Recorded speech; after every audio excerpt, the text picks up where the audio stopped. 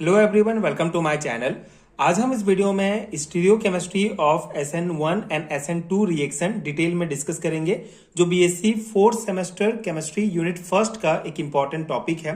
सो इस particular video में हम बेसिक कॉन्सेप्ट डिटेल में डिस्कस करेंगे एंड इस टॉपिक का प्रॉपर हैंडरिटन नोट्स आपको प्रोवाइड करूंगा, जो आपके बीएससी फोर्थ सेमेस्टर के एग्जाम्स के लिए बहुत हेल्पफुल होगा।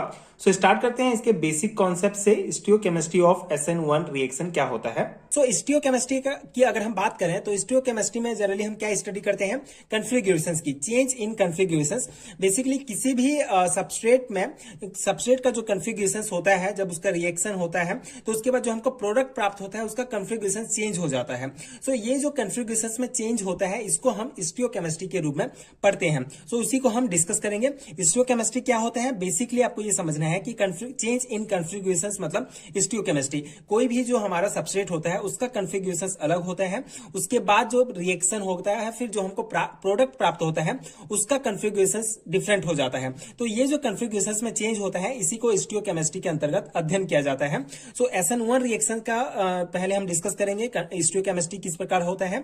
सो the intermediacy of carbocation is proved by the fact that in nucleophilic substitution of optically active alkyl halide yield a racemic mixture. Example 50% of dextro and 50% of levorotatory. This is possible only when carbocation is formed as an intermediate. Okay, so ये इसका theory portion है। ये point क्या कहता है? Basically हमने जब mechanism discuss किया था तो हमने देखा था कि SN1 रिएक्शन में क्या होता है, एक इंटरमीडिएट कार्बोकेटायन का फॉर्मेशन होता है एज ए इंटरमीडिएट के रूप में। ठीक है, तो कार्बोकेटायन का जब फॉर्मेशन होता है तो ये जो कार्बोकेटायन का जो फॉर्मेशन है ये प्रूफ होता है bye fact that in nucleophilic substitution of optically active alkyl halide. ठीक है, यील्ड्स अ रेसिमिक मिक्सचर। ठीक है, अगर कार्बोकेटायन फॉर्मेशन हो रहा है तो एल्काइल हैलाइड जो ऑप्टिकली एक्टिव एल्काइल हैलाइड होता है, ये जो हमारा जो ये इनका जो प्रोडक्ट प्राप्त होता है, ये जो होता है रेसिमिक मिक्सचर होता है। रेसिमिक मिक्सचर मतलब इसमें जो है SNR दोनों कन्फिग्यूरेशंस होते हैं। सो बेसिकली किसी भी ऑप्टिकली एक्टिव एल्काइल हैलाइड्स का जब न्यूक्लियोफिलिक सब्स्टिट्यूशन रिएक्शन होता है तो हमको रेसिमिक मिक्सचर प्राप्त होता है प्रोडक्ट में अपने, जिसमें 50% डेक्स्ट्रो एंड 50% लीवोरोटेटरी इसका फॉर्म होता है। ठीक है, तो ये सिर्फ तभी पॉसिबल है जब इंटरमीडिएट के रूप में कार्बोकेटायन का फॉर्मेशन होता है। हम एग्जाम्पल में इसको डिस्कस करेंगे। आई होप आपको समझ में आ गया होगा ये पॉइंट्स क्या है। बेसिकली SN1 रिएक्शन में हमको पता है कि कार्बोकेटायन एज ए इंटरमीडिएट के रूप में प्राप्त होता है।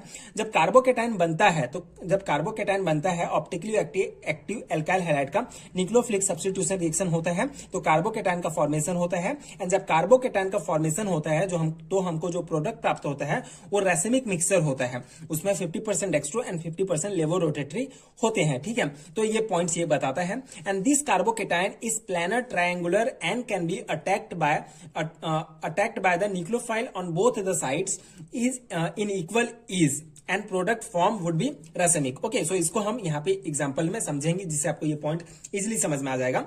सो स्टीरियोकेमिस्ट्री की हम बात कर रहे हैं, ये हमारा SN1 रिएक्शन मैकेनिज्म का ये एग्जांपल है। ठीक है, तो स्टीरियोकेमिस्ट्री में एक पॉइंट आपको और ध्यान रखना होगा कि इसमें हम कायरल कार्बन की भी बात करते हैं। जब स्टीरियोकेमिस्ट्री का हम अध्ययन करते हैं तो उसमें हम कायरल कार्बन की बात करते हैं। अब ये कायरल कार्बन क्या होता है आपको पता है, हमने पिछले वीडियोस में भी डिस्कस किया है जब स्टीरियोकेमिस्ट्री हमने पढ़ा था कि कायरल कार्बन क्या होता है। ऐसा कार्बन अगर 4 डिफरेंट ग्रुप जुड़े हुए होते हैं, 4 डिफरेंट ग्रुप्स अगर किसी कार्बन से जुड़े होते हैं तो उस कार्बन को कायरल कार्बन कहा जाता है। ठीक है, तो ये हमारा कार्बन है, यहाँ एग्जाम्पल हम लेंगे। सो इस कार्बन में ये हमारा Br ब्रोमीन जो है एज ए लिविंग ग्रुप के रूप में यहाँ जुड़ा हुआ है। ठीक है, ये हमारा जो है फिनॉल ग्रुप है C6H5, ये एक H। ठीक है, ये हमारा जो है CH3 हमारा मिथाइल ग्रुप जुड़ा हुआ है। मतलब 4 डिफरेंट ग्रुप जो है इस कार्बन से जुड़े हैं, मतलब यहाँ कायरल कार्बन है। अब इसका हम ये कौन से फॉर्म में है? ठीक है, हम यहाँ पे कन्फिग्यूरेशंस भी देखते जाएंगे कि ये हमारा जो है सबस्ट्रेट है, इसके बाद ये इंटरमीडिएट बनेगा, फिर प्रोडक्ट बनेगा। तो सबस्ट्रेट एंड प्रोडक्ट में जो होगा हमारा किस प्रकार से कन्फिग्यूरेशंस में चेंज होता है इसको हम देखेंगे। तो ये हमारा इसका कन्फिग्यूरेशंस क्या होगा, कन्फिग्यूरेशंस कैसे चेक करते हैं आपको पता होगा। कन्फिग्यूरेशंस हम जो है एटॉमिक नंबर के आधार पर चेक करते हैं। जिसका एटॉमिक नंबर ज्यादा होता है उसको फर्स्ट प्रायोरिटी देते हैं। उसके बाद फिर एंटी क्लॉकवाइज एंड क्लॉकवाइज हम देखते हैं।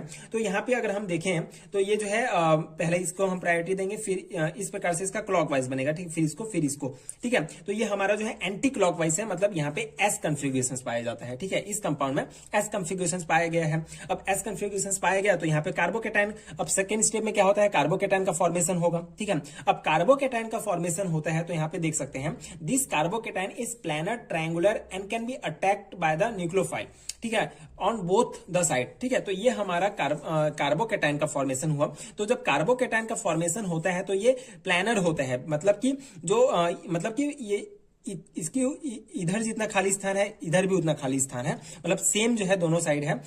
ये जो हमारा HO होगा, जो न्यूक्लियोफाइल होगा, ये इधर भी आके जुड़ सकता है, इधर भी आके जुड़ सकता है, दोनों साइड से।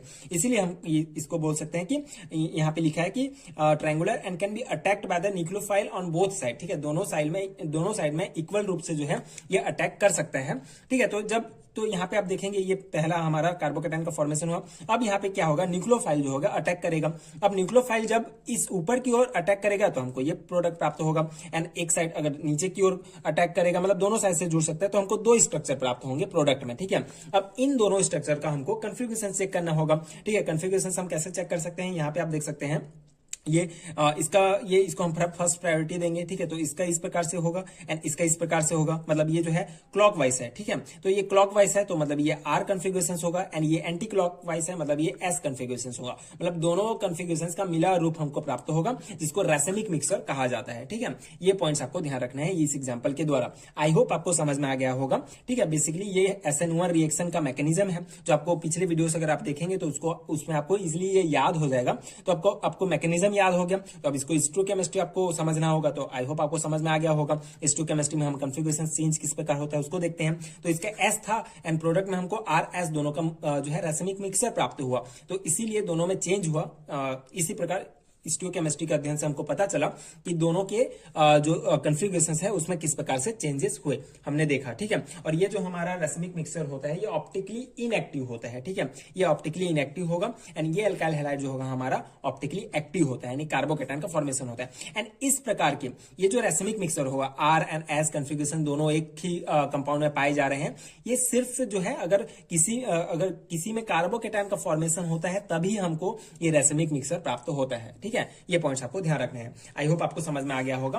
अब हम SN2 रिएक्शन मैकेनिज्म का स्टोइकोकेमिस्ट्री डिस्कस करते हैं। सो पहले इसका थ्योरी पोर्शन में आपको बताता हूं, जिसको आप अपने थ्योरी एग्जामिनेशन में अप्लाई कर सकते हैं, BSc एंड MSc लेवल के एग्जामिनेशन में। फिर इसका कॉन्सेप्ट हम बहुत इजीली समझ लेंगे। So in SN2 mechanism transition state is formed in rate determining step, and in this step nucleophile attack the side of electron deficient carbon atom opposite to that of leaving group, ठीक है। ये basic है, आपको पता होगा कि SN2 reaction mechanism में क्या होता है, ट्रांजिशन स्टेट का फॉर्मेशन होता है रेट डिटरमाइनिंग स्टेप में। एंड इस स्टेप में क्या होगा, जो न्यूक्लियोफाइल होता है ये अटैक करता है इलेक्ट्रॉन डेफिशिएंट कार्बन की ओर, मतलब जो लिविंग ग्रुप होगा उसके अपोजिट साइड में जो होगा न्यूक्लियोफाइल अटैक करता है।